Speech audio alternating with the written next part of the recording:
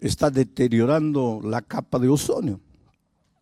Y cada vez más el clima se está calentando. Y los glaciares se están derritiendo. Y el nivel de los mares está aumentando. Eso es científico. Eso no es imaginación enfermiza de alguien. Y hay mucha gente que dice para el año 2050, 60, las ciudades que están ubicadas a las orillas, a la orilla del mar, desaparecerán con el aumento del mar. Pero la Biblia dice que este mundo no va a ser acabado por las tonterías del propio hombre. Este mundo va a acabar con la venida de Cristo. Pero si tú lees la palabra de Dios, tu corazón se va a llenar de esperanza. No vas a tener miedo. El COVID, ¿cómo sembró pánico el COVID? El COVID paró el mundo, paró las empresas, paró las escuelas, paró todo. Muchos pensaron, acabó, llegó el fin. La Biblia decía, no, eso no es el fin. Esos son los primeros dolores de parto, pero el fin viene. Y cuando tú conoces la palabra de Dios, tú miras al futuro con esperanza, con seguridad y con la confianza de que Dios está en el control de todo. Vamos a abrir el texto bíblico, Proverbios capítulo 1, versículo 33. Vamos a dejar el texto un momento ahí, o sacarlo tal vez porque quiero decir algunas cosas antes de eso. El libro de Proverbios es llamado también el libro de la sabiduría. Son consejos sabios de un hombre sabio que cometió imprudencias terribles cuando se separó de Dios. Tu única seguridad es Dios. Si tú lo dejas, si tú lo abandonas, si tú sigues tus propias decisiones, tus propios caminos, te vas a meter en problemas, como Salomón. Cuando se separó de Dios, se metió en problemas terribles. Gracias a Dios, que si tú lees su historia, en la vejez se arrepintió y regresó a Dios. Y eso nos da esperanza, porque aunque en ocasiones nos apartemos de Dios, tenemos la oportunidad de regresar a Él y de tomar de nuevo en serio sus instrucciones. Antes de leer el texto, quiero hablar un poco de la sabiduría. Sabiduría no es conocimiento. El conocimiento te lo da la vida, te lo da la universidad, te lo da la experiencia. Pero eso es conocimiento, eso no es sabiduría. Sabiduría es saber usar el conocimiento. El conocimiento no te vale de nada si no tienes sabiduría. La sabiduría te ayuda a usar el conocimiento. El conocimiento en las manos de un hombre sabio, de una mujer sabia, es un instrumento poderoso para tu propia felicidad y para la felicidad de las personas que te rodean. Sabiduría podría ser llamada también de equilibrio, buen sentido común, prudencia. Es un don que Dios da. Y el apóstol Santiago dice, si alguien tiene falta de sabiduría, pídala a Dios, que Él te va a dar sabiduría. Hay muchos profesionales brillantes, excelentes, que no tienen sabiduría. Y toda la excelencia en la profesión no les sirve de nada, porque por falta de sabiduría lo arruinan todo. Para ser feliz en el matrimonio necesitas sabiduría. Para educar a los hijos necesitas sabiduría. Para que el dinero se multiplique en tus manos necesitas sabiduría. Para ser exitoso en cualquier área de la vida necesitas sabiduría. Y vuelvo a repetir, la universidad puede darte un título de conocimiento, pero no un título de sabiduría. Cuando alguien es nombrado gerente de la fábrica o presidente de la institución, no se le da sabiduría. Por lo tanto, el cargo no significa sabiduría. Hay gerentes, presidentes, que no tienen sabiduría. Y hay gente simple que sí tiene sabiduría. ¿Por qué? Porque la sabiduría es un don que Dios da. Sabiduría es prestar atención, oído a los consejos divinos. Ahora, con ese contexto, vamos al texto bíblico. El texto dice así: mas el que me oyere, está hablando Dios, habitará confiadamente y vivirá tranquilo sin temor del mal. Ese más, ya les dije ayer que en la Biblia ninguna palabra está por estar. Cada palabra, inclusive cada coma, tiene un porqué. Hay que prestar atención a todo. Ese más, que quiere decir pero, que quiere decir sin embargo, nos da a entender que para comprender correctamente el texto, hay que leer los versículos anteriores. Y los versículos anteriores está hablando del dolor y de los sufrimientos de los hombres que no son sabios, de los que siguen sus instintos, de los que escogen su propio camino. Esos sufren, esos no tienen paz ni de día ni de noche, esos viven en permanente estado de ansiedad y de miedo. Pero, sin embargo, el que me oyere, dice Dios, el que prestare atención a lo que yo voy a enseñar, ese habitará confiadamente y vivirá tranquilo, sin temor del mal. ¿Qué cosa es la ansiedad? La ansiedad tiene que ver con el miedo, pero no es miedo por lo que está sucediendo. Porque si, por ejemplo, viene un terremoto en este momento, es lógico que nos atemoricemos porque la tierra empieza a temblar. Pero eso no es ansiedad. Ansiedad es miedo por lo que todavía no ha sucedido. Es miedo por lo que tú imaginas que va a suceder. Es miedo por lo que no ha llegado. En otras palabras, es un miedo que no tiene sentido. Porque que la tierra tiemble en este momento y tratemos de protegernos, tiene sentido.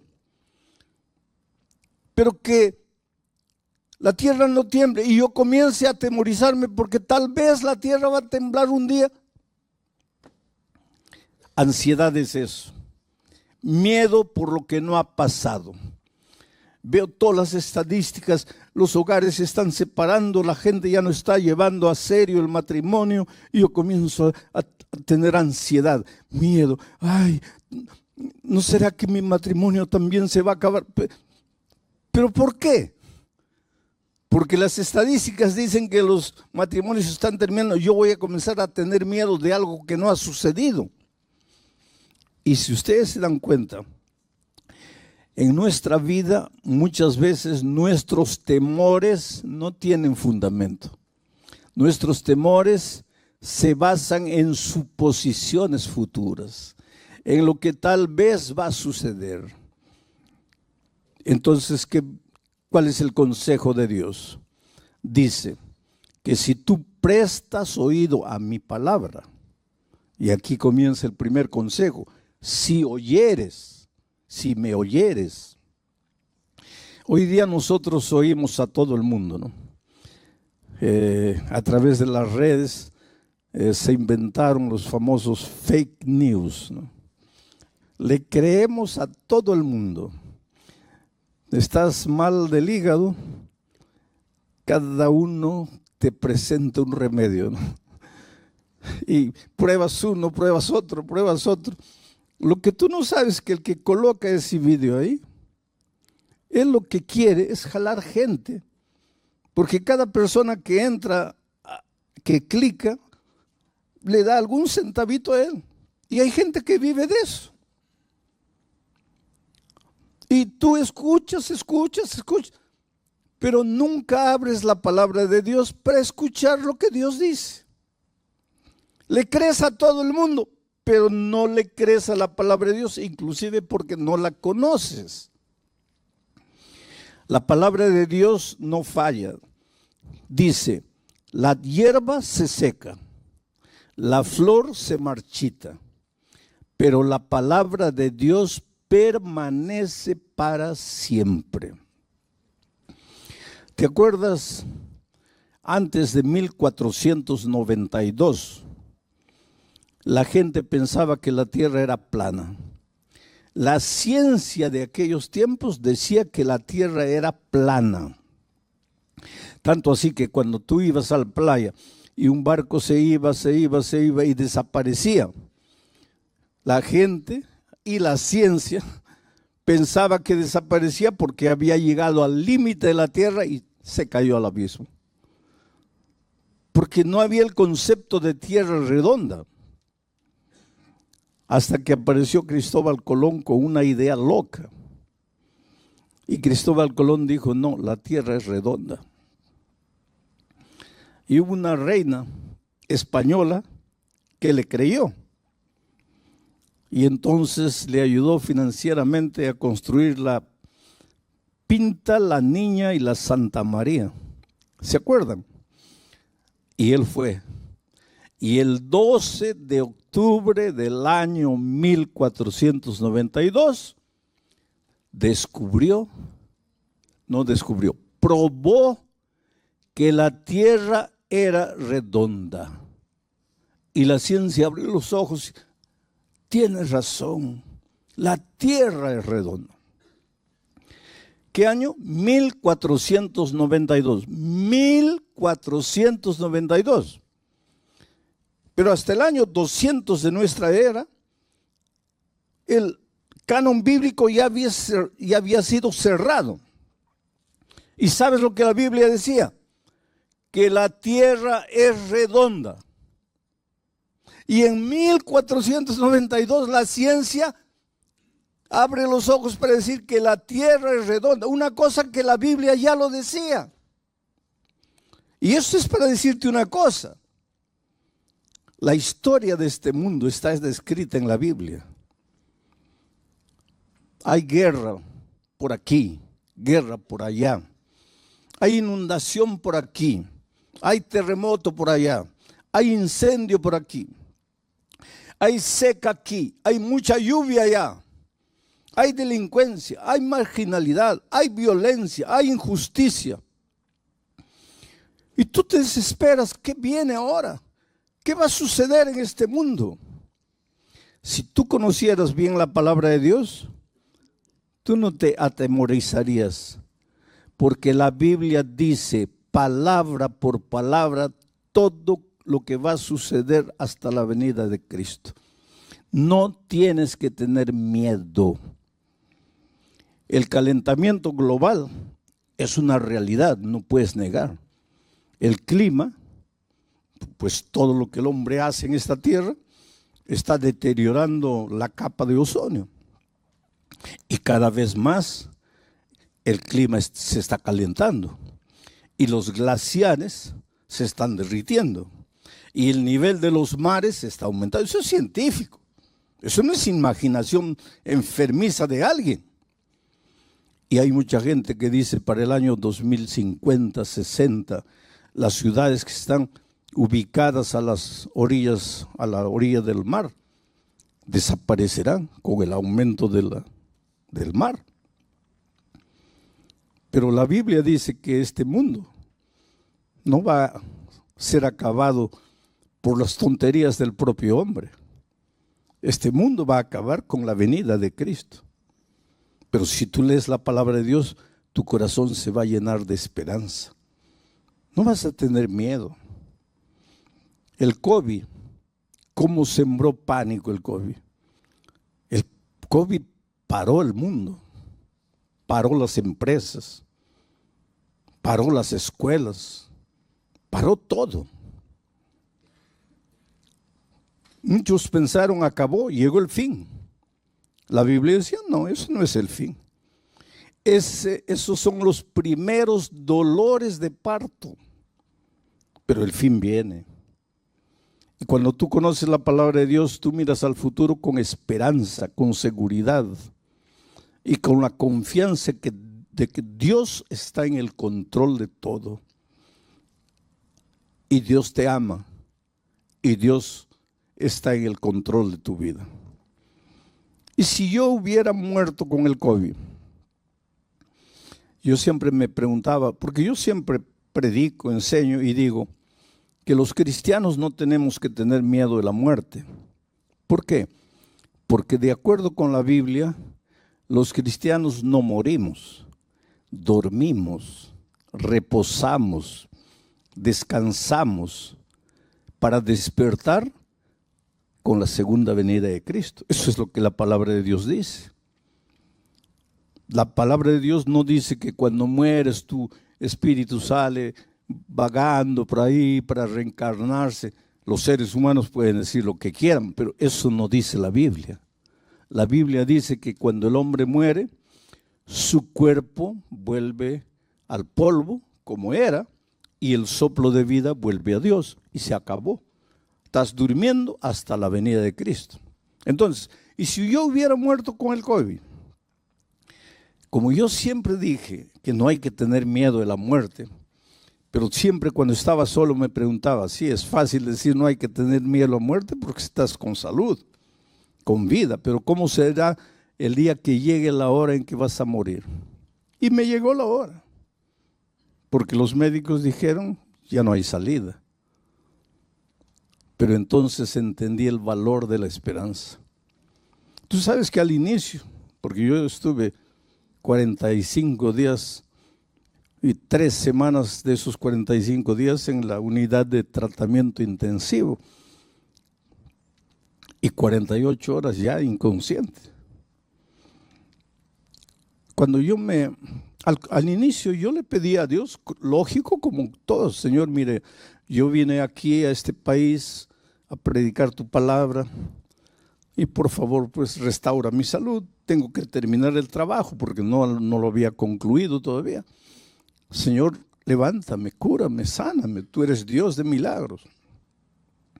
Pero cuando fui empeorando, llegó un momento en que yo sentí que me iba. Y yo no dije a Dios, ya cúrame. Yo simplemente le dije, Señor, muchas gracias por todo lo que hiciste en mi vida hasta aquí. Voy a descansar. Solo te pido que cuando Jesús vuelva, quiero ver a mi familia y quiero ver a mi iglesia. Y me apagué. Cuando yo salí del hospital, una médica me dijo, yo no creo en Dios, pero usted cree. Y quiero que sepa de una cosa, desde el punto de vista de la medicina, usted no tenía esperanza de vida. Y lo que lo restauró fue su confianza en un poder superior. Era mi confianza en Dios. Y si hubiera descansado, pues nos hubiéramos abrazado el día de la resurrección, cuando Cristo vuelva. Ese es el valor de la esperanza. Por eso Salomón dice, el que me oye, ¿y cómo oyes a Dios? A través de su palabra, a través del sermón de esta noche. Estás oyendo la palabra de Dios, porque yo no te estoy diciendo mis ideas, te estoy diciendo lo que el texto bíblico dice.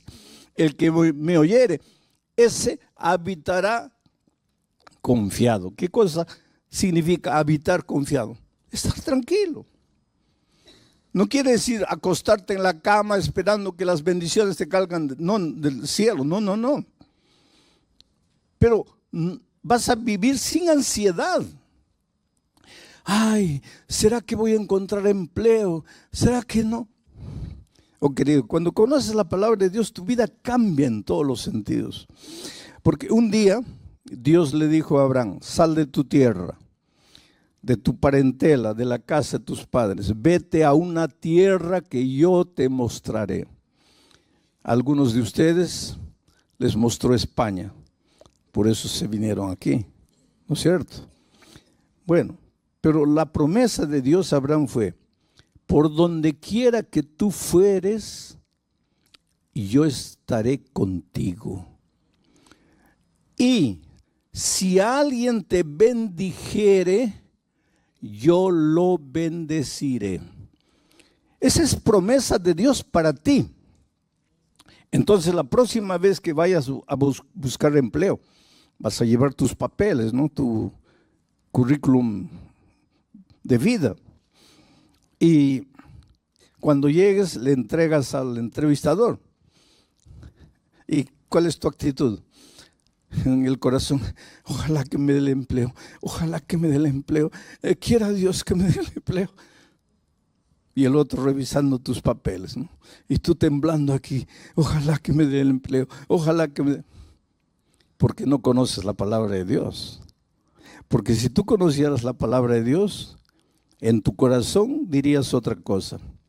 En tu corazón le dirías al que está revisando tus papeles, no con tu boca, en tu corazón.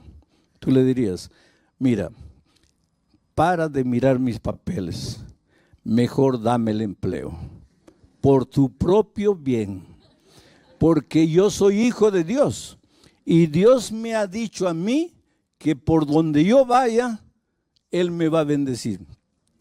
Y si alguien me bendijere, o sea, si tú me das el empleo, Dios te va a bendecir a ti. Entonces, para de revisar los papeles, ya dame el empleo. Pero esa es otra actitud. Tú caminas por la vida, no, ay, ¿qué será? ¿Cómo será? ¿Qué pasará mañana? No, querido, tú conoces a Dios. Y el que conoce a Dios es un vencedor y camina por la vida con la cabeza levantada. Y si no te dan el empleo, gloria a Dios. Pero pastor, ¿cómo gloria a Dios? Porque si no te dio el empleo de 1,200 euros, es porque Dios tiene para ti un empleo de 1,500. Y si tú te engolosinas con los 1,200, no vas a recibir los 1,500. Entonces, bendice a la persona y sigue tu camino, porque Dios te va a abrir puertas, porque tú no estás solo en este mundo, tú estás con Dios. Dios está contigo. Por eso Dios dice: mas el que me oyere. Por eso necesitas conocer la palabra de Dios. Por eso necesitas oír los mensajes bíblicos que tienen que ver con la palabra de Dios. Entonces vas a habitar confiadamente y vas a vivir tranquilo, sin temor del mal. Presta atención a esta última frase.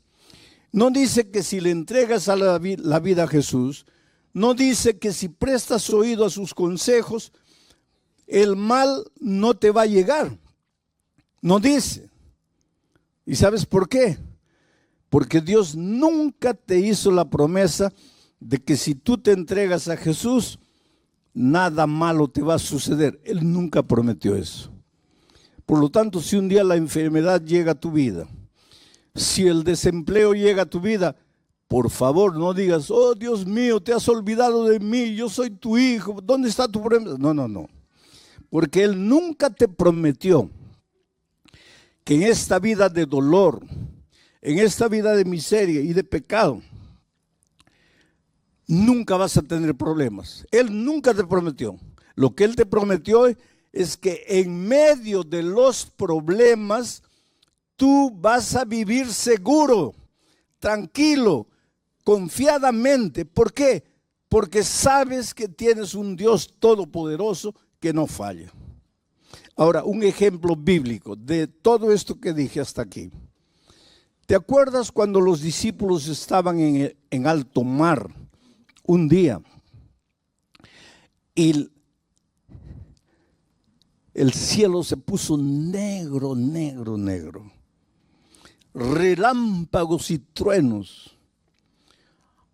Y las olas gigantescas se levantaron y entraba el agua al barquito. Y el barquito ya iba a zozobrar. ¿Tú crees que los discípulos eran hombres frágiles? No, la mayoría de ellos eran hombres duros, forjados a la orilla del mar, en la pesca. ¿Tú crees que una tormentita ahí los iba a asustar? No. Pero, ¿qué dice la historia bíblica? Que ellos lucharon toda la noche. Y a la cuarta vigilia, ¿qué significa la cuarta vigilia? Es que los judíos en esos tiempos dividían a la noche en 4 vigilias. De 6 de la tarde a 9 de la noche, primera vigilia. 9 de la noche a medianoche, segunda vigilia. Medianoche a 3 de la mañana, tercera vigilia. 3 de la mañana a 6 de la mañana, cuarta vigilia. Y la Biblia dice que Jesús apareció en la cuarta vigilia. ¿Qué hora sería más o menos? ¿Qué hora sería? Entre 3 y 6. ¿Quieres mi opinión personal? Eso no dice la Biblia. Aquí estoy colocando mi opinión personal. Debe haber sido 5 y 15 de la mañana. ¿Pero por qué, pastor? Porque era el momento más oscuro de la noche. Yo siempre pensé que el momento más oscuro de la noche era medianoche. No es. El momento más oscuro de la noche es faltando 5, 10 minutos para que la luz del nuevo día aparezca. Entonces, si en este momento tú estás viviendo el momento más oscuro de tu vida, si tú sientes que ya no tienes fuerzas, si tú sientes que ya todo acabó, que ya estás perdido, alégrate, porque eso quiere decir que dentro de 5 o 10 minutos el sol del nuevo día va a nacer en tu vida. No te desesperes. Jesús apareció en el momento más oscuro, la cuarta vigilia. Y los discípulos se asustaron. Habían clamado en la noche, Señor, ayúdanos. Ahora Jesús aparece y se asustan. ¿Por qué? Porque Jesús no apareció como ellos esperaban que apareciese. Y aquí hay una lección valiosa, querido. Muchas veces las respuestas divinas no son o no llegan a tu vida como tú quisieras que lleguen. ¿Cómo esperaban esos discípulos a Jesús? No sé, voy a imaginar. Tal vez volando en el aire porque era Dios, echándoles una cuerda para que se agarrasen y los rescataron, o en un helicóptero, o que de repente Jesús hiciese calmar la tempestad, hiciese salir el sol. Yo no sé. Lo que ellos nunca esperaron es que Jesús iba a aparecer andando sobre el agua. Tanto así que cuando lo vieron, en lugar de alegrarse, se asustaron. Es un fantasma, es un fantasma. Y entonces Jesús dijo una cosa: soy yo, no tengáis miedo. Esta es la clave. Soy yo, no tengáis miedo. Entonces Pedro le dijo: Señor, si eres tú, manda que yo también camine sobre las aguas. Y Jesús le dijo: ven. Y Pedro, que un minuto atrás estaba con el corazón lleno de miedo, porque lo que te paraliza, lo que te incapacita de ser feliz, lo que te destruye, es el miedo. No son las circunstancias. El problema para los discípulos no era lo que pasaba exteriormente. Por más oscuridad, por más olas gigantescas, por más tormenta, el problema no era ese. El problema estaba dentro de ellos, miedo. Pero cuando Jesús apareció y dijo, no tengáis miedo, es como si Jesús hubiera colocado la mano, arrancado el miedo. Y ahora Pedro, sin miedo, es capaz de sacar el pie del barco y pisar el agua y caminar sobre el agua. ¿Sabes cuál es el mensaje para ti esta noche? Que enfrentas dificultades en la vida, no voy a negar. Y cada uno de ustedes sabe las luchas que enfrenta. En la vida familiar, en la vida profesional, en la vida personal. Pero cada uno de nosotros se enfrenta a alguna lucha. Y tú piensas que tu problema, no, mi problema es la esposa, no es el esposo, es el hijo, es el patrón, es el jefe. No, querido. Tu problema está aquí en el corazón. Es el temor, es el miedo. ¿Y qué sucede cuando vas a Jesús? Calma la tempestad, hace brillar el sol. No. Saca el miedo. Y ahora sin miedo, tú eres capaz de andar por encima de las aguas en medio de la noche oscura. Todos quisiéramos que Dios hiciese brillar el sol a medianoche para nosotros. Esos son milagros. Y Dios es capaz de hacer milagros y los hace. Pero todos quisiéramos milagros. Pero el más grande milagro que Dios hace es curarte por dentro. Porque el mejor instrumento para resolver tus problemas eres tú mismo, pero curado del miedo. Ahora, tú con tu corazón lleno de ansiedad, lleno de temor, esperando un milagro, nada va a cambiar. Jesús no viene para colocar un adhesivo encima de la llaga. Jesús viene para limpiar la llaga de verdad y colocar mertiolate o alcohol. Y tú gritas de dolor. Tú preferirías un band-aid. Jesús no coloca band-aids. Jesús cura de verdad. Aunque la curación de Jesús te duela y te haga llorar, pero te va a curar de verdad.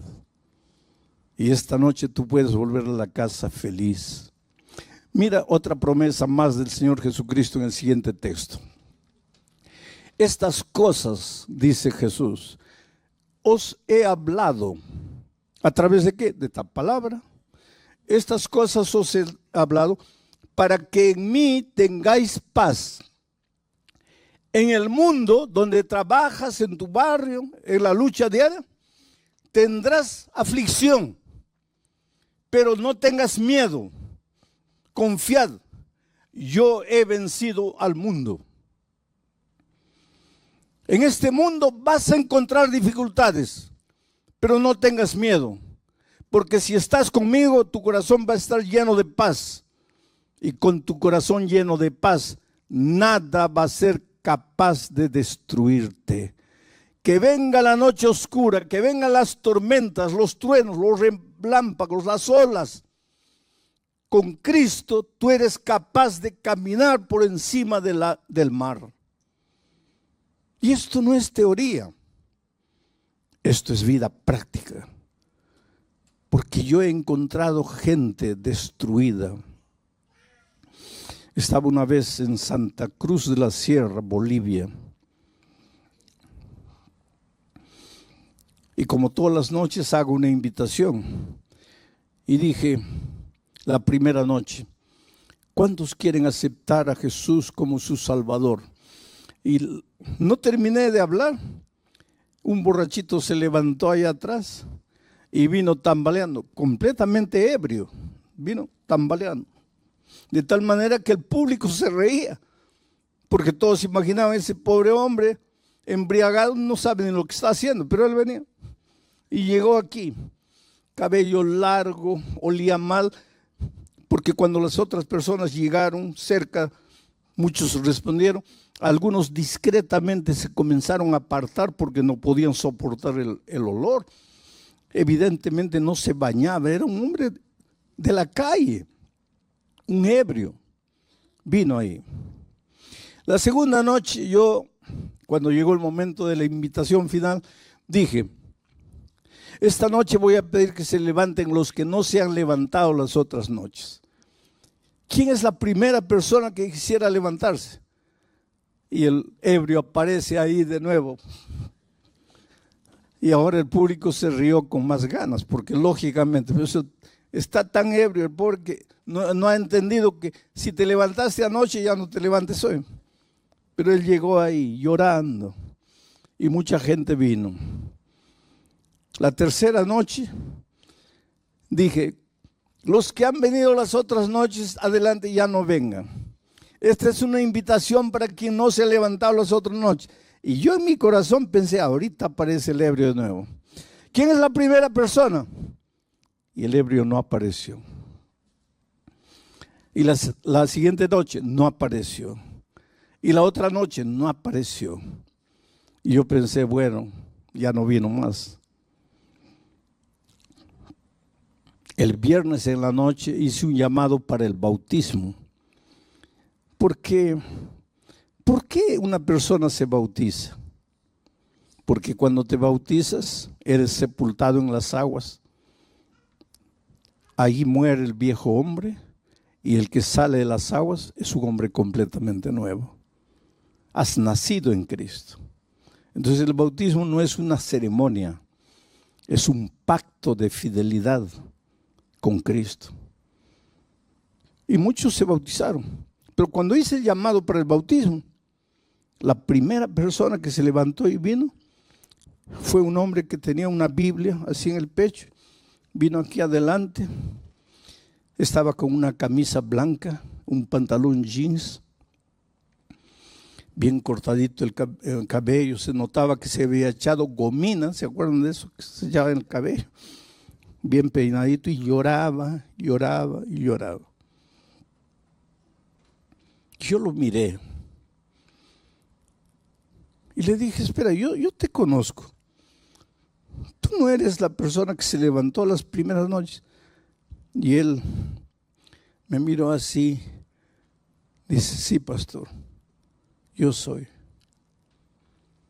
Y en mi corazón yo sentí una emoción tan grande, porque ya no era ni la sombra del hombre que se levantó las 2 primeras noches.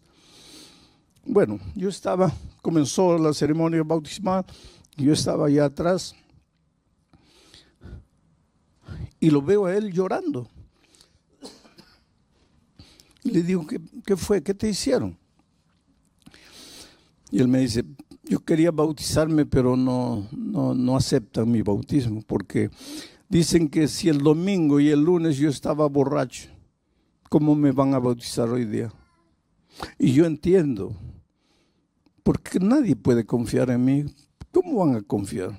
Yo realmente al inicio de la semana era un pobre ebrio, pero nadie conoce mi historia. Y cuéntame tu historia. Y él me dice, cuando yo tenía 21 años me casé. Yo era ingeniero de minas, trabajaba en una mineradora grande aquí en el país. Me casé, fui de luna de miel. Y cuando estábamos regresando, dormité en el volante. Salí de la carretera, caí a un abismo. Mi esposa murió y yo salí vivo. Nunca me perdoné. Yo maté a mi esposa. En ese accidente quien tenía que morir era yo, no era ella, porque yo conducía el carro. Quien dormitó en el volante fui yo. Quien tenía que morir era yo. Mi vida se acabó. Me entregué a la borrachera. Yo no conocía a Dios, no conocía nada. La borrachera. Bebida. En poco tiempo perdí el empleo, perdí todo. En poco tiempo ya estaba en la calle viviendo con un mendigo. 30 años, pastor, bebiendo todos los días, pidiendo limosna para beber. Y el domingo yo no entré aquí por causa de la predicación. Yo entré porque estaba lloviznando y vi el estadio abierto y entré. Pero usted piensa que yo no entendí. Yo estaba ebrio, pero yo entendía todo. Y esa noche yo entendí que solo Jesús podría cambiar mi vida. Que mi problema estaba en mi corazón. Yo tenía miedo de vivir. Yo tenía miedo de estar sobrio. Yo necesitaba estar ebrio, porque cuando estaba sobrio me sentía culpable de la muerte de mi esposa. 30 años viviendo en la calle, una vida miserable. ¿Usted quiere que yo no le entendí cuando la segunda noche usted dijo, los que han venido anoche no vengan? Yo le entendí. Pero ¿sabe por qué me levanté? Porque la primera noche, después de salir, después de haber venido, después de haber aceptado a Jesús, fui y continué bebiendo. Entonces la segunda noche yo dije, mi decisión de anoche no vale, porque yo volví a beber. Me levanto de nuevo. Pero fue el último día que viví. Pastor, después de 30 años, hoy completa 5 días que no coloco una gota de alcohol en mi boca. Pero nadie me conoce. ¿Cómo pueden confiar en mí? Y había un hombre escuchando mi conversación con él. Y él se acercó llorando y dijo así: perdóname, yo fui el que dije que no te podías bautizar, pero es que yo no conocía tu historia. Por favor, ven conmigo. Y se bautizó. Tú me puedes decir, ¿cómo pueden bautizar a un hombre que el inicio de la semana estaba ebrio? Pero es que tú no conoces el poder de Dios. 5 años después volví a Santa Cruz de la Sierra a hacer una campaña evangelística en ese mismo coliseo. Y el pastor me estaba llevando y afuera había un hombre con un walkie-talkie y una linterna dando instrucciones. Cierren la puerta allá porque ya está lleno. No, abran la puerta aquí. El pastor acaba de llegar, abra la puerta. Un líder. Y el pastor me dice, ¿sabes quién es él? ¿Te acuerdas? No. Es el ebrio que se bautizó hace 5 años. Hoy día es un líder de la iglesia. Eso es lo que Dios hace. Te cura por dentro. Y una vez curado por dentro, tú eres capaz de andar por encima del mar. Nada te destruye. Te pueden condenar, te pueden juzgar, te pueden decir lo que quieran. Tú serás un victorioso, porque Dios está contigo. Es por eso que tengo que hacerte la misma invitación de todas las noches. Y voy a repetir lo que dije en Bolivia. Si te levantaste anoche, ya no te levantes hoy. Pero si no estuviste anoche, o si estuviste anoche pero no te levantaste, mi invitación es para ti. ¿Quieres venir aquí adelante y decirle, Señor, saca el temor de mi corazón, saca la ansiedad, saca el miedo, cúrame, ayúdame a ser un vencedor en medio de las dificultades? No te pido que saques las dificultades de mi vida, te pido que me hagas fuerte para vencer las dificultades. Yo voy a estar orando en mi corazón para que el Espíritu de Dios te traiga Si quieres decirle esta noche a Jesús: Señor, cúrame por dentro. Otra figura que Jesús usa en la Biblia para referirse a la iglesia es que Él es el esposo, Jesús es el esposo, la iglesia es la esposa. O sea, Jesús respeta mucho a su iglesia. Él se considera la cabeza y considera a la iglesia su cuerpo. Tú no puedes ir donde una persona y darle un beso en la frente y un puntapié en la canilla. Decir: yo amo a Jesús, pero no quiero saber nada con la iglesia. ¿Cómo es eso? Yo amo a Jesús, no quiero saber nada con la iglesia. Porque Jesús y su iglesia son una misma. Cristo es la cabeza, la iglesia es el cuerpo. O si yo te invito a cenar en mi casa y te digo así: mira, ven, a las 8 de la noche te espero, voy a preparar un tallarín al pesto, delicioso, una de mis especialidades. Estás invitado, pero por favor no me traigas a la sinvergüenza de tu esposa. ¿Qué hombre que se presa de ser hombre aceptaría una invitación de estas? Porque yo y mi esposa somos una persona. Si tú no puedes recibir a mi esposa, ¿por qué me quieres recibir a mí? Entonces, yo encuentro en la vida muchas personas que dicen así: pastor, yo ya le entregué mi vida a Cristo. Yo amo a Jesús con todo mi corazón. Jesús es lo mejor que pudo haber sucedido en mi vida. Pero yo no quiero saber nada de la iglesia. ¿Cómo es eso? Amas a Jesús, pero no amas a su iglesia. Amas la cabeza, pero no al cuerpo. Amas al esposo, pero no a la esposa. ¿Cómo funciona eso? Es bonito de decir, pero no tiene sentido, no tiene lógica. Porque lo más precioso que Dios tiene en esta tierra es su iglesia. Y la iglesia no está formada por ladrillos, por paredes, por columnas.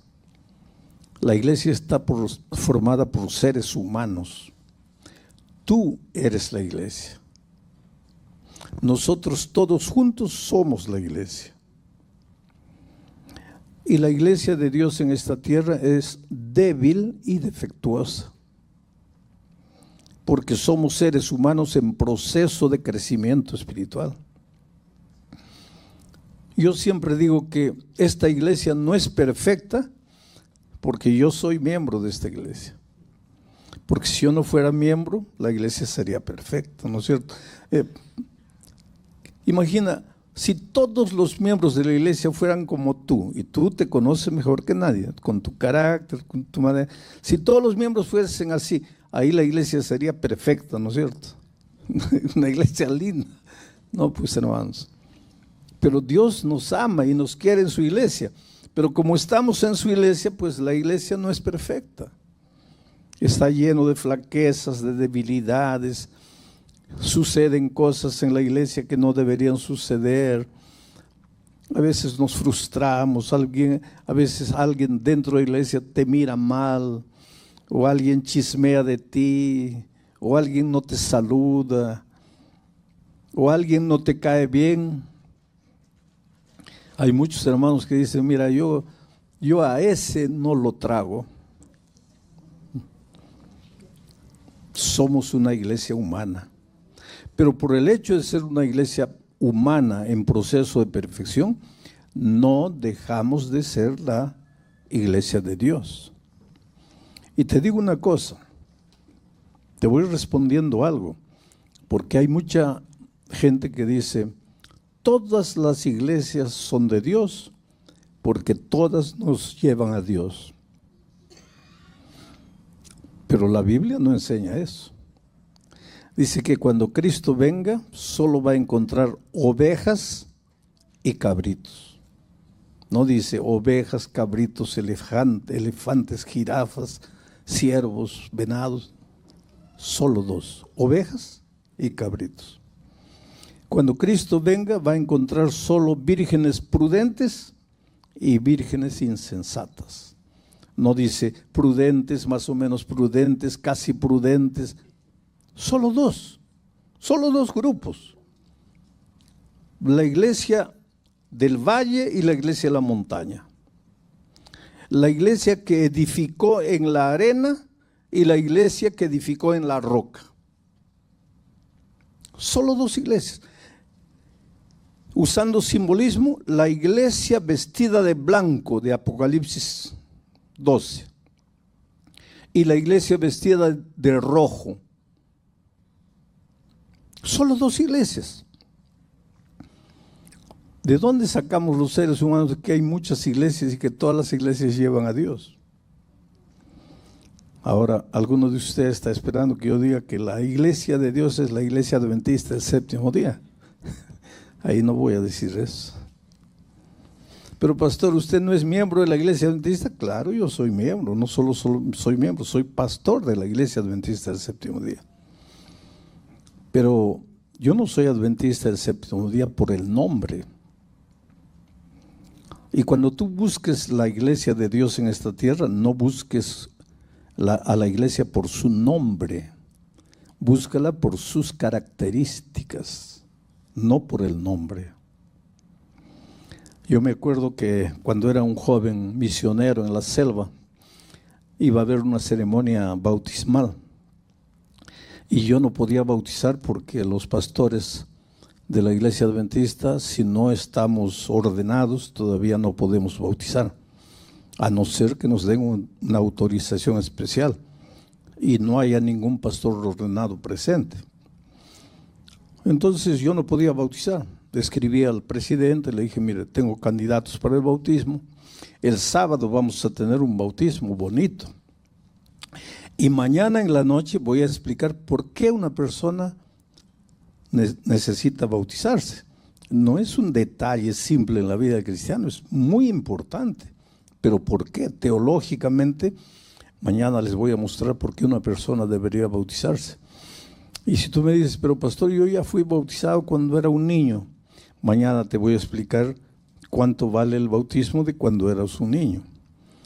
Pero pastor, ya fui bautizado antes de conocer todo el mensaje cristiano. Entonces te voy a explicar mañana con la Biblia todas esas cosas relacionadas con el bautismo. Pero bueno, íbamos a tener un bautismo y el presidente me dijo, te voy a mandar a un pastor jubilado. ¿Cómo se llama el pastor? Mateo Aguilar. Pero yo no lo conozco. Entonces él me dijo así, eran los tiempos de los telegramas, de las cartas. No había fax, no había celular, no había WhatsApp, no había nada de eso.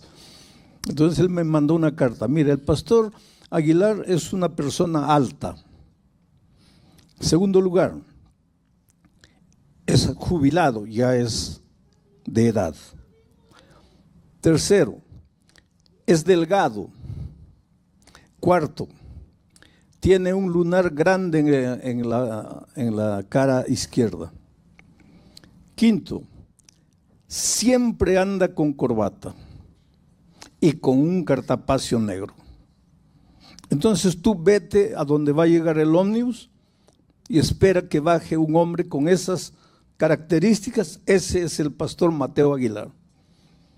Y pues yo me fui a la ciudad donde llegaba el ómnibus. Llegó el ómnibus, comenzaron a bajar los pasajeros y yo con las características anotadas. La primera persona que bajó fue el ayudante del conductor, muchacho, todo mal vestido. Lo miré descartado, dice, no puede ser, porque el pastor Aguilar es hombre de edad. La segunda persona fue una dama, no, tampoco puede ser, porque el pastor Aguilar es hombre.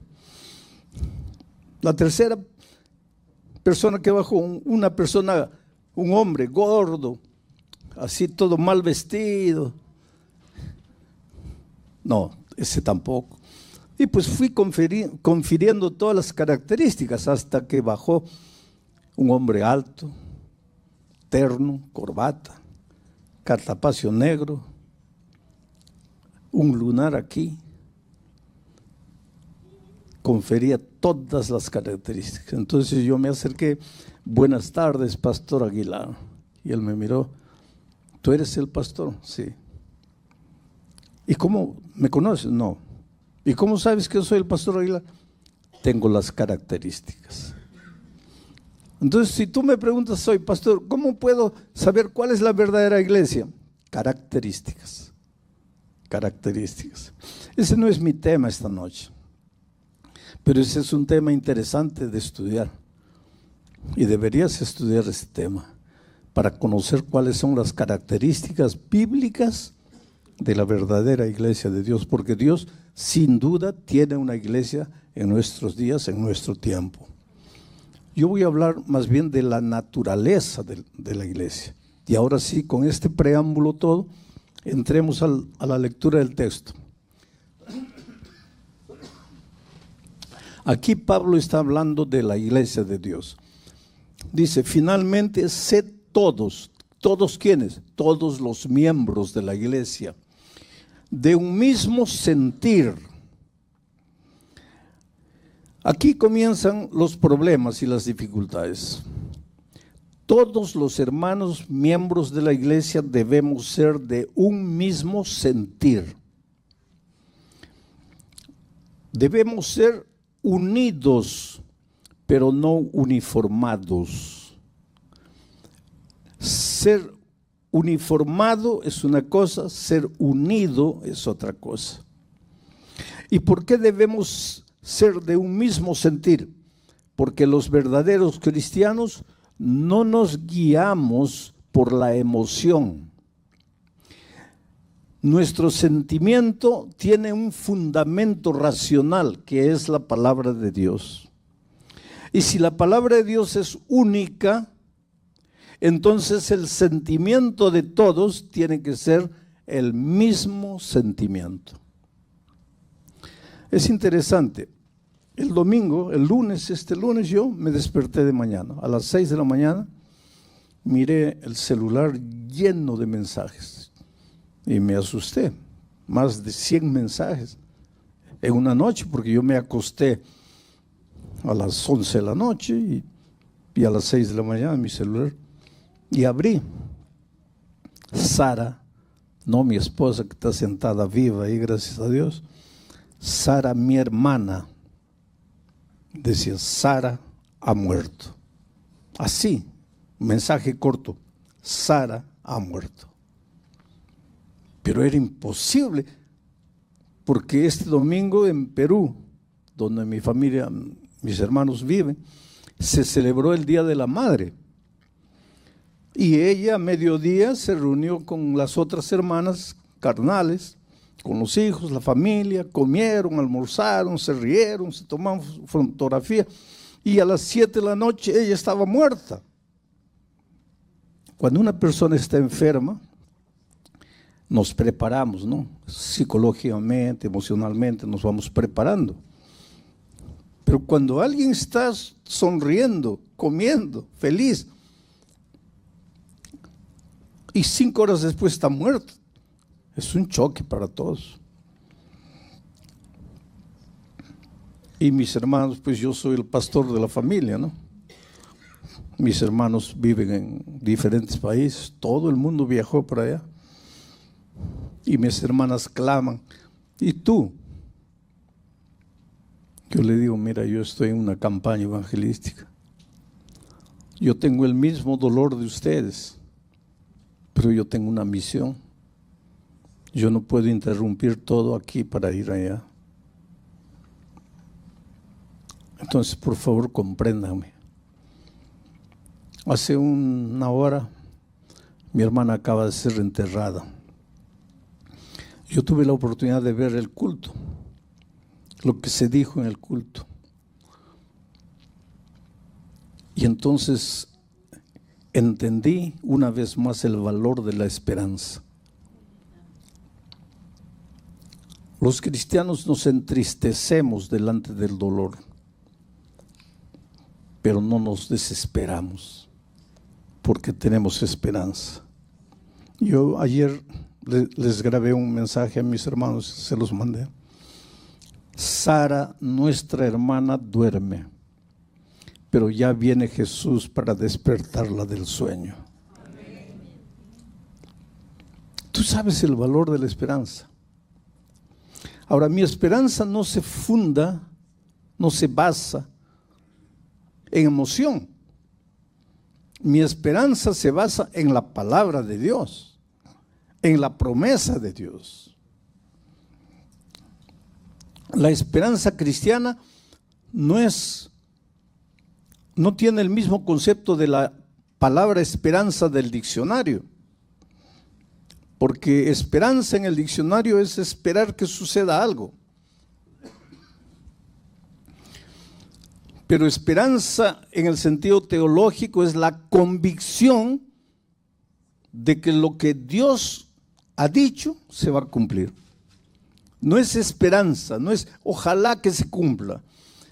Mi hermana ha muerto, pero la palabra de Dios dice que ella duerme y que cuando Jesús vuelva va a resucitar. Y eso no es ojalá que suceda, eso es convicción de que va a ser así, porque la palabra de Dios lo dice. Y es en este sentido que Pedro le dice a la iglesia: sean todos ustedes no de una misma emoción, sino de un mismo sentir, de una misma manera de pensar, porque el pensamiento de ustedes está fundado en la palabra de Dios, y la palabra de Dios es una sola, eterna. La hierba se seca, la flor se marchita, pero la palabra de Dios permanece para siempre. Por eso, queridos, los cristianos, cuando vienen las tormentas, la oscuridad, la lluvia, las tragedias, las dificultades, somos seres humanos y podemos derramar una lágrima. ¿Tú crees que mis hermanos no han llorado? ¿Tú crees que yo en silencio no he derramado una lágrima? Pero estoy aquí predicando con convicción, con seguridad, con esperanza. Y esto es lo que Dios quiere para su iglesia. No que cada uno piense como quiera. Y el hecho de que cada uno no puede pensar como quiera, no es que Dios es enemigo de la libertad. Tú eres libre, pero eres libre para aceptar o para rechazar la palabra de Dios. Tú no eres libre para tomar la palabra de Dios y decir, bueno, aquí dice blanco, está bien, está escrito, pero yo creo que es rojo. Esa libertad Dios no te ha dado. Dios te ha dado libertad para, aquí dice blanco, pero yo no acepto que sea blanco. Eso puedes hacerlo. O acepto, pero decir no, y querer crear tu propio raciocinio para explicar que este blanco es rojo, esa libertad Dios no te ha dado. A los seres humanos Dios nos ha dado. El único que establece lo que es principio, lo que es valor, es Dios, no es el hombre.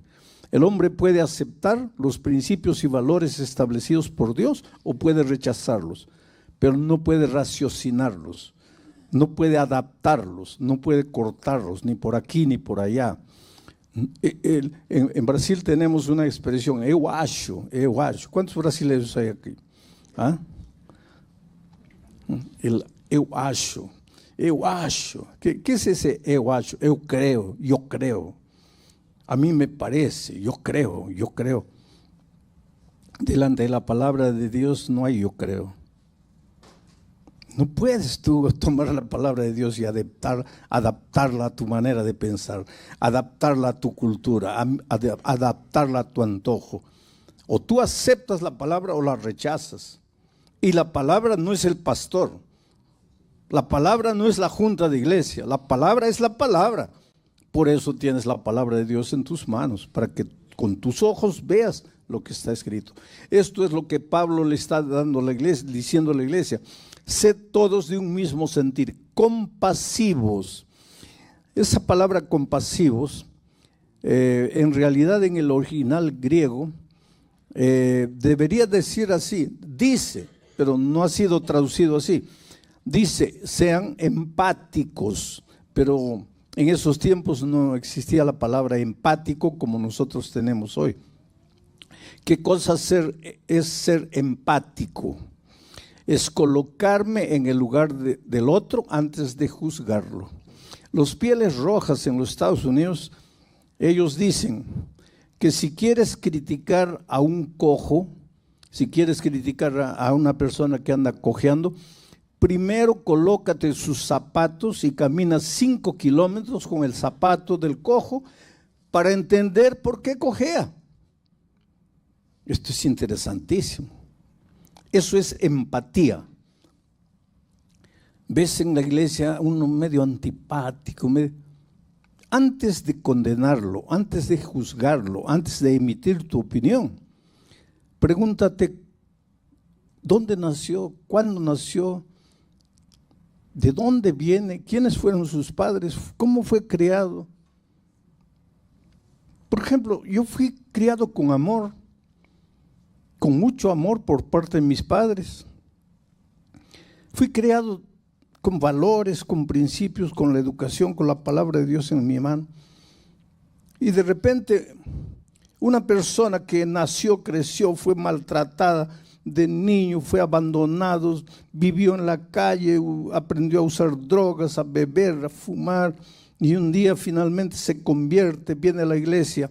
¿Cómo vas a comparar la experiencia cristiana de ese hombre con todo el background que tiene, con mi experiencia espiritual, con una manera de crecer completamente diferente? Es injusto.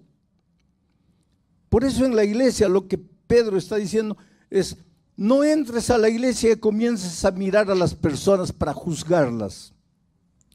Si quieres juzgarlas, primero viste la ropa de él, vive la historia de él y después vas a entender por qué él es así. Porque la iglesia es un desfile, una acuarela maravillosa, hermanos. En la iglesia hay rosas lindas y maravillosas, rojas. Hay otras blancas, hay otras amarillas, y hay otras que no son rosas, son claveles, y hay otros que son lirios, y hay otras que son amapolas.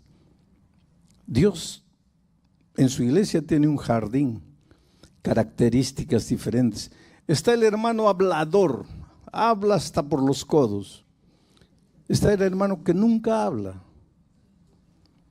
Está el hermano que sonríe, el hermano que nunca sonríe, parece un bulldog, pero es un hombre manso y dulce, pero no sonríe.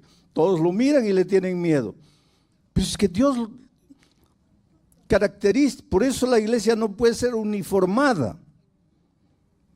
Pero el hecho que no seamos todos iguales no quiere decir que no tengamos un mismo sentir. Podemos vivir en unidad, con un mismo sentimiento. ¿Por qué? Porque nuestro sentimiento no es emoción, está fundamentado en la palabra de Dios, que es única, eterna y que no cambia nunca. Finalmente, sed todos de un mismo sentir, compasivos, amándoos fraternalmente. Ese amándoos es clave, porque viene la palabra amor. Y nosotros los seres humanos, a veces con nuestra manera de pensar, no entendemos los conceptos divinos.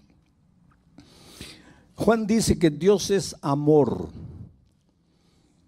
Para que tú entiendas lo que significa Dios es amor, te voy a hacer pensar de esta manera.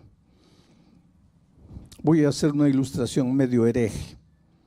¿De qué está hecho este micrófono? De metal. ¿De qué está hecho mi traje? De tela. ¿De qué está hecho mi zapato? De cuero. ¿De qué está hecho este púlpito? De acrílico. ¿De qué está hecho esta Biblia? De papel. Y ahora viene la pregunta tonta.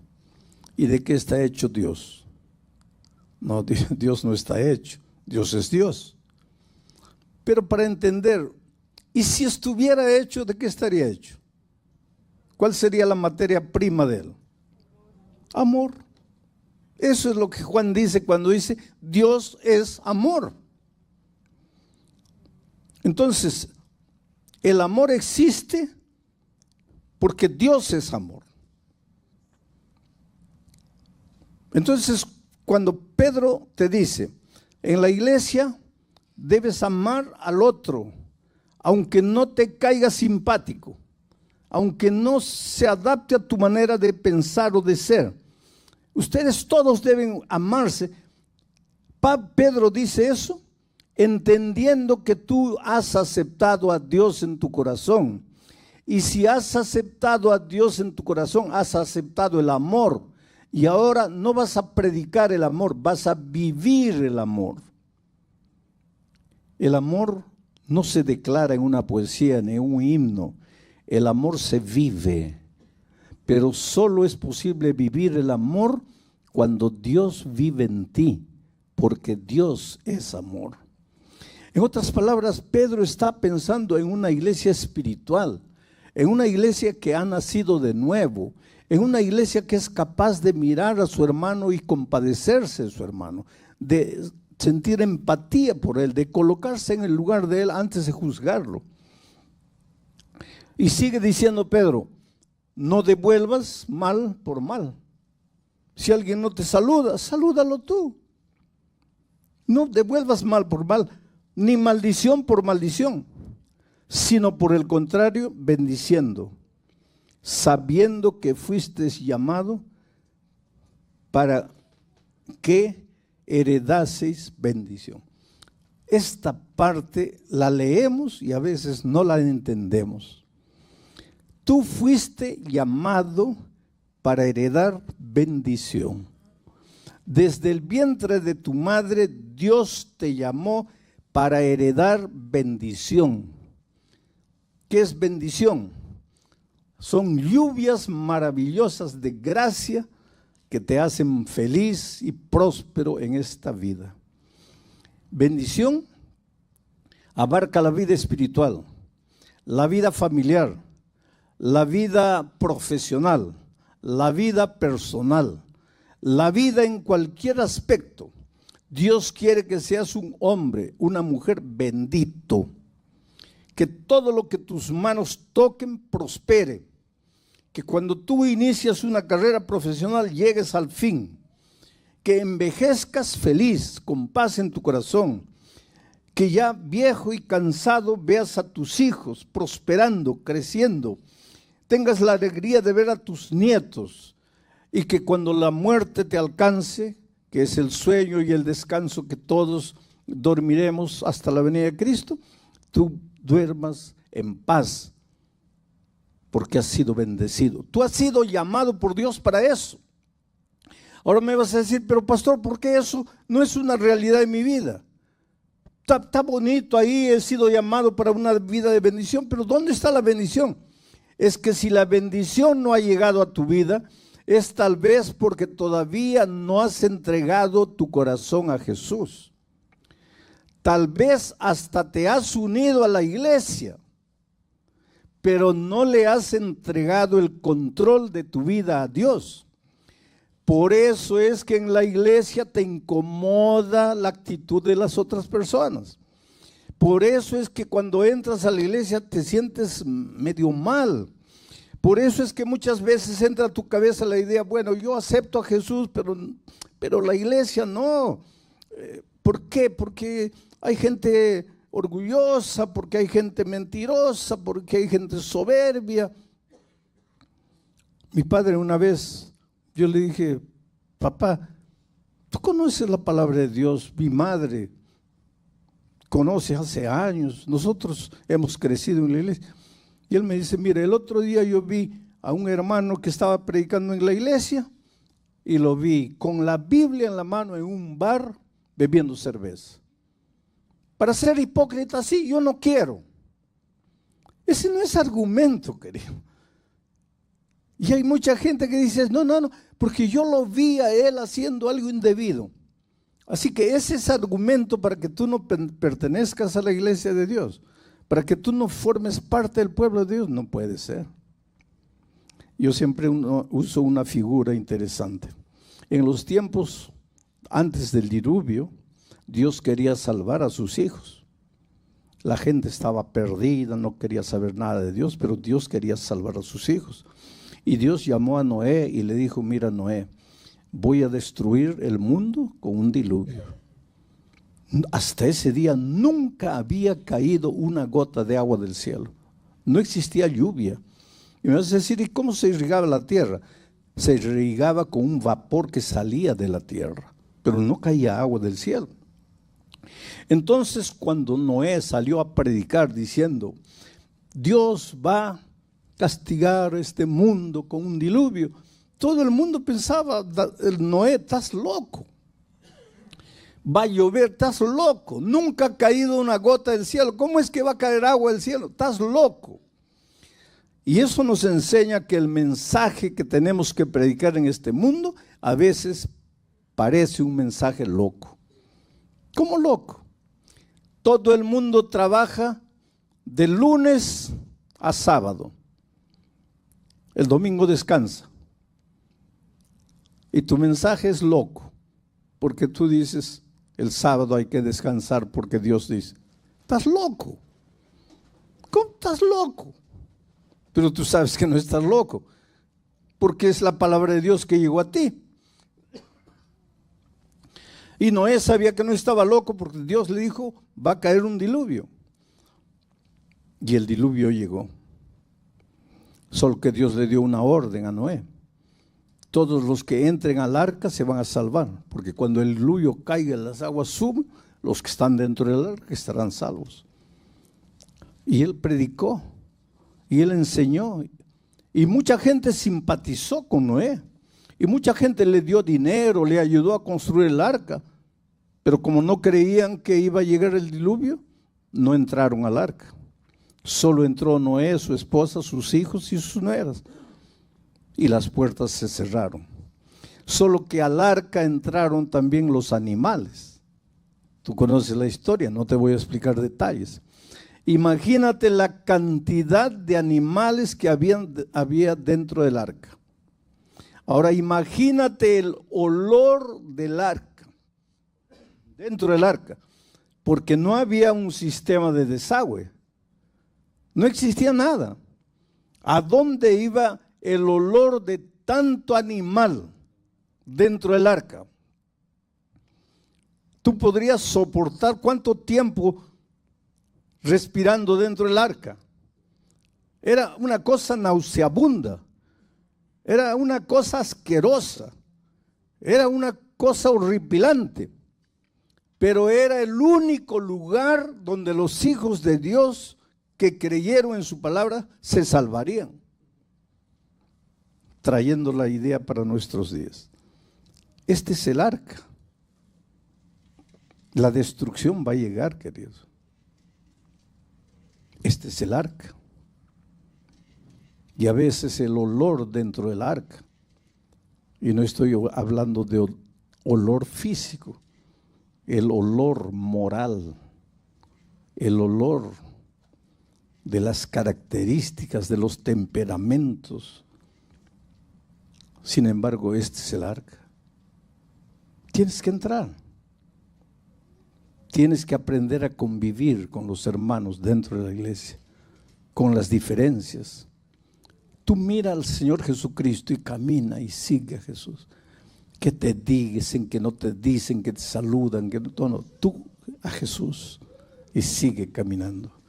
Y como Jesús dice que Él es la cabeza y este es su cuerpo, tú tienes que estar aquí en el cuerpo, formando parte del cuerpo, aunque los hombres hagan lo que hagan. Muy bien, ahora miren cómo termina este versículo 9. Tú has sido llamado para la bendición, pero para que la bendición sea una realidad en tu vida, pues tienes que aprender a convivir con los hermanos en un mismo sentir, compasivo, amándose fraternalmente, etcétera, etcétera. Ahora miren el versículo 10 cómo empieza. Porque el que quiere amar la vida y ver días buenos, la bendición, refrene su lengua del mal, apártese del mal, haga el bien, busque la paz y sígala. Aquí hay mucho para reflexionar. refrena tu lengua del mal. No hables, no chismees, no digas lo que imaginas. Y si escuchas algo, que muera en ti. ¿Por qué pasas por el otro?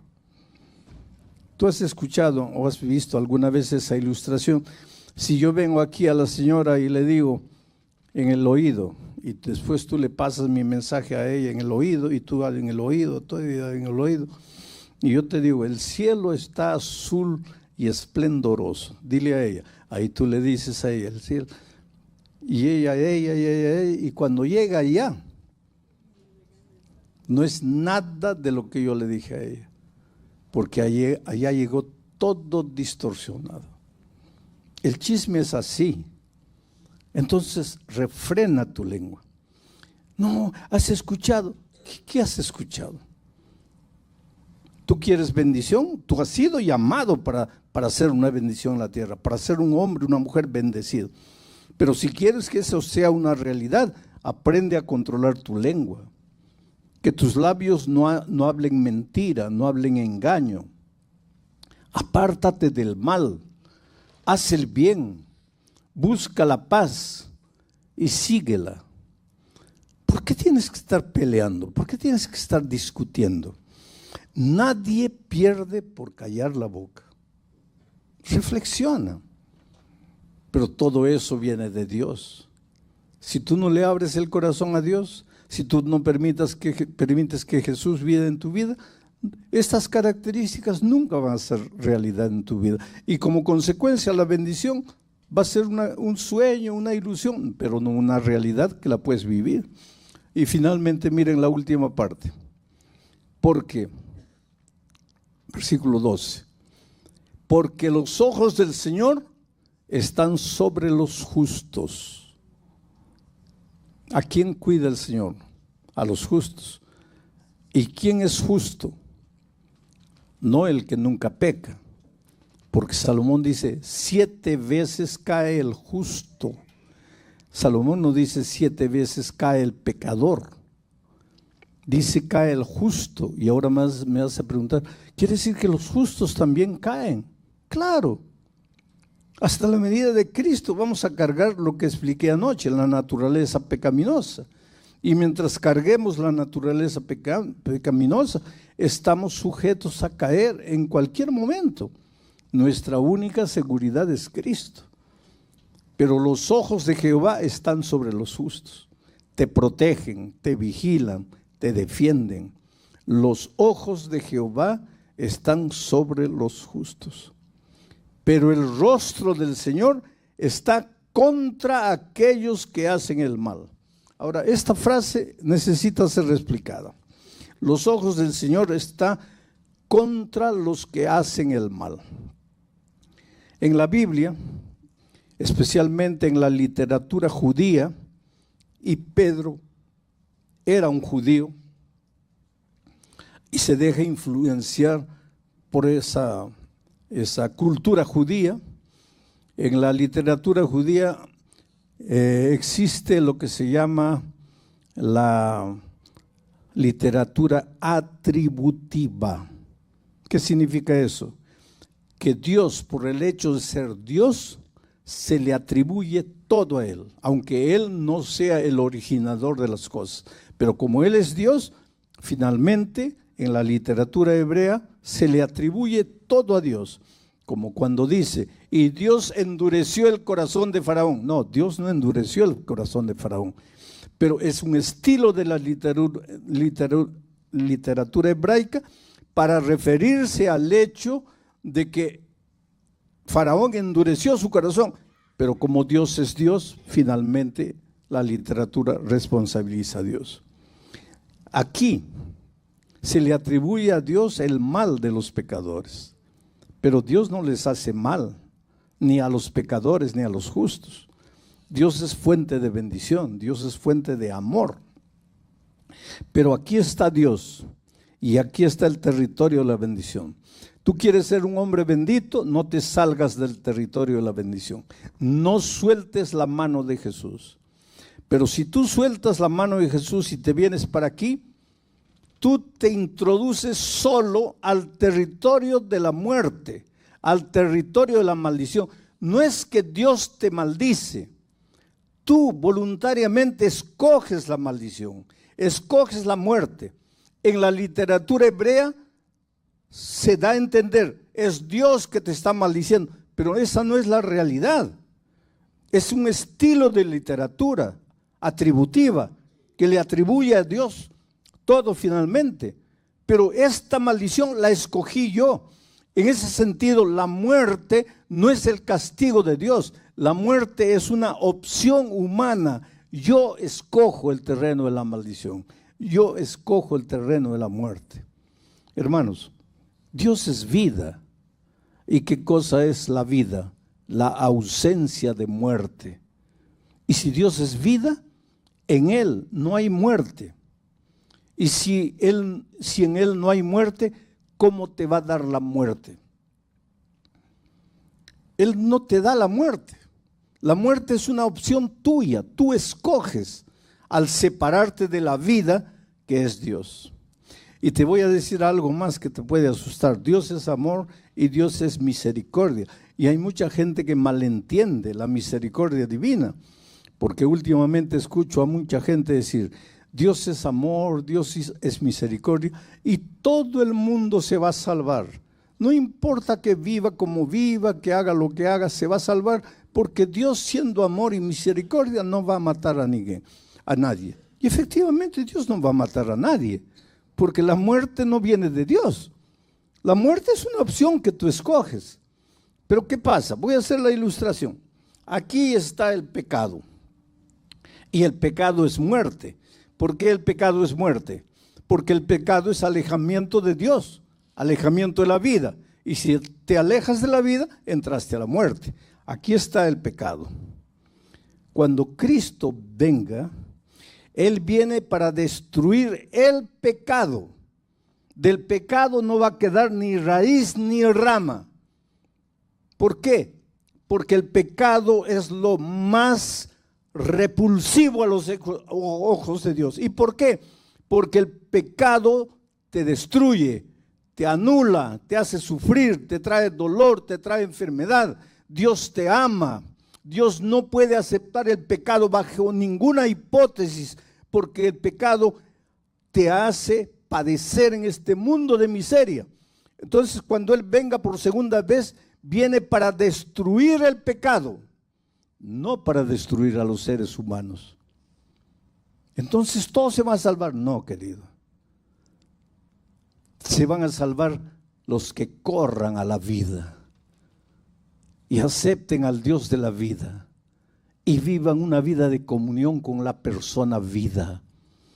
Pero si cuando Cristo venga, yo me agarro de aquí y no quiero soltar, y escucho la invitación divina, pero no quiero soltarme, y Dios me llama, pero el mundo me atrae, y el pecado me atrae, y me agarro del pecado, y no quiero soltar el pecado, cuando el fuego eterno caiga sobre el pecado, me va a tocar a mí, pero el fuego no vino para mí, vino para el pecado.